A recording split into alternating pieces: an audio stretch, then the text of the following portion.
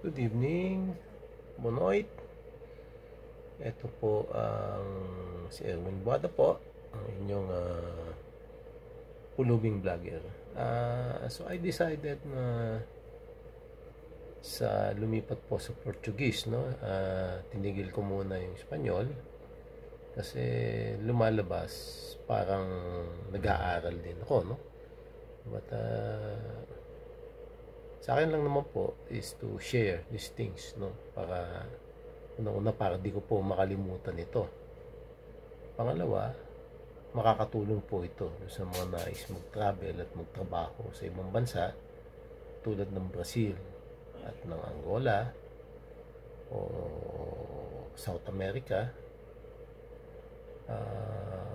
Ang Portuguese po ay isang salita na almost pareho po siya ng Espanyol. So, naglagay po ako ng tatlong expressions dito. Ito po ay tulad po nito, como se llama.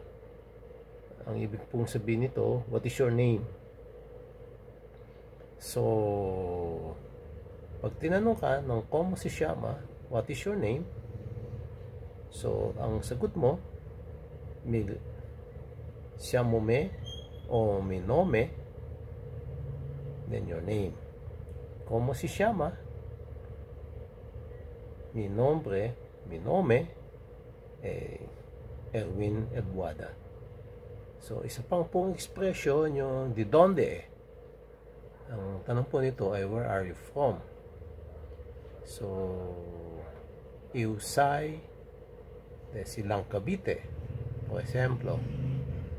So, yung isa naman po ay cuánto how much is.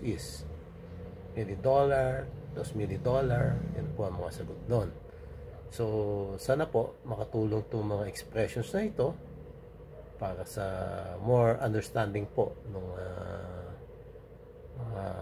idioma na to, mga lengguwahe na to. Espanyol at saka Portuguese po ay halos isa naman.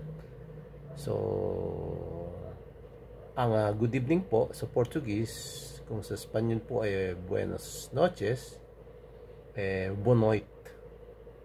So, hoy, muito boa noite, para ensayar contigo este idioma de Portuguese.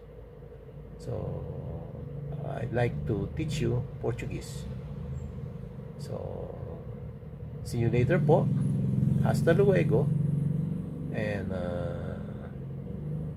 see you next time.